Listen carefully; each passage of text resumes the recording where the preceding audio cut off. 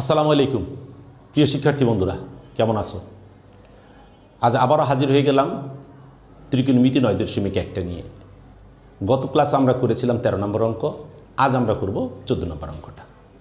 যদিও এই অঙ্কটা তোমাদের পরীক্ষায় সৃজনশীল আকারে থাকবে না, নৈমিত্তিক আকারে থাকবে, কিন্তু করতে হবে। তাই আমরা কি করি, সময় নষ্ট না করে অঙ্কটাতে আমরা চলে যাই।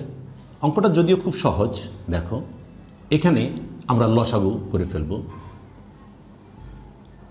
কোসেক এ -1 কি হবে? কোসেক এ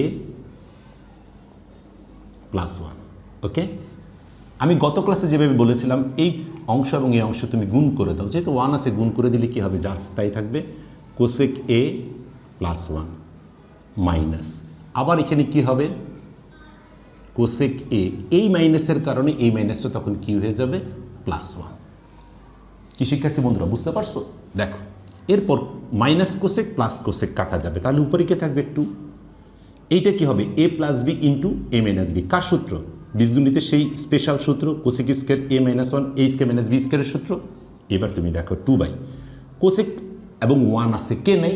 কোসেকের সাথে কার সম্পর্ক? কটের সম্পর্ক। যেহেতু কোসেক এবং 1 আছে, কে নেই? কট নাই, তাহলে কি হবে এখানে?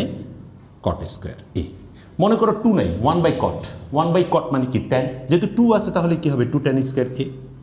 দেখো এত সহজ অঙ্ক,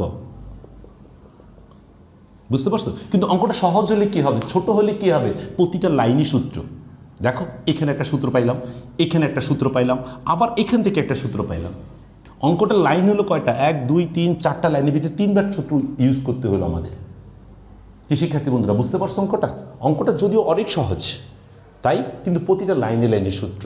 তোমাদের কাছে আমার বলার কথা হচ্ছে একটাই, সূত্রটাকে ভালোভাবে মনে রাখো, তাহলে অঙ্কগুলো তোমাদের জন্য একদম সহজ হয়ে যাবে। এই অঙ্কের, এই অধ্যায়ের অঙ্কগুলোর মধ্যে সবচেয়ে বড় জিনিসটা হলো সূত্র। যে সূত্রটাকে মনে রাখতে পারবে, অঙ্কটা যে এইটাই আসবে এমন কোনো কথা নাই, নিয়ম থাকবে। তাই নিয়মটাকে আমরা তৈরি করতে চাইলে সূত্রগুলোকে মেমোরিতে রাখতে হবে, সূত্রগুলো মেমোরিতে রাখতে হবে এবং এটাকে প্রয়োগ করা আমাকে শিখতে হবে। তাহলে কিন্তু এই অধ্যায়টা আমাদের জন্য একদম সহজ হয়ে যাবে। তো ঠিক আছে বন্ধুরা, আজকে এখানে শেষ। তো তোমাদের কাছে আমাদের বলার একটাই কথা, আমাদের চ্যানেলটাকে তোমরা সাবস্ক্রাইব করো, লাইক করো, শেয়ার করো, কমেন্টস করো, যাতে পরবর্তী অঙ্কগুলো, পরবর্তী নতুন নতুন ভিডিওগুলো তোমাদের কাছে আবার চলে যায়। তো ভালো থাকো সবাই, সুস্থ থাকো, নিরাপদে থাকো। আল্লাহ হাফেজ।